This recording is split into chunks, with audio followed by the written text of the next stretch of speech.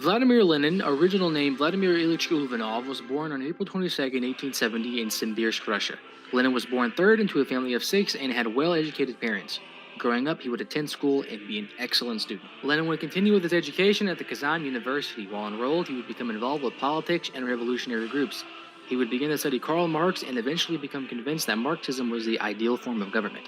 At some point, he would be arrested and expelled from his university, but later allowed to return and finish his studies. He would graduate and work as a lawyer.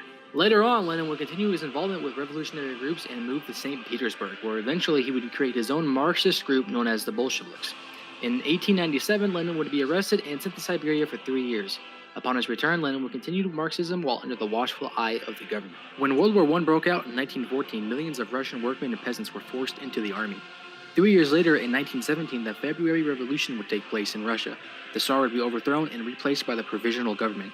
With Germany's help, Lenin would return to Russia and soon speak out against the temporary government. In October of 1917, Lenin's Bolshevik Party took over the government.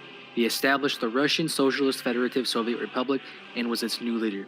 Under the new government, he would establish many new laws and, most importantly, take Russia out of World War I. Lenin would spend the first few years fighting in a civil war against the anti-Bolsheviks.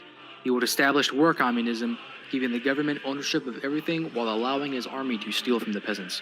This civil war destroyed Russia's economy, and millions of people starved to death. When the Bolsheviks won, Lenin began the new economic policy allowing some private ownership and capitalism, giving the Russian economy the means to recover.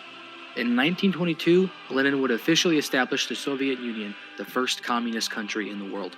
Lenin would not live long after its creation, as a failed assassination attempt in 1918 left him mortally wounded. Starting in 1922, he would suffer strokes until he died of one on January 21, 1924. Vladimir Lenin is remembered as the founder of the Soviet Union and as one of the most influential political leaders of the 20th century.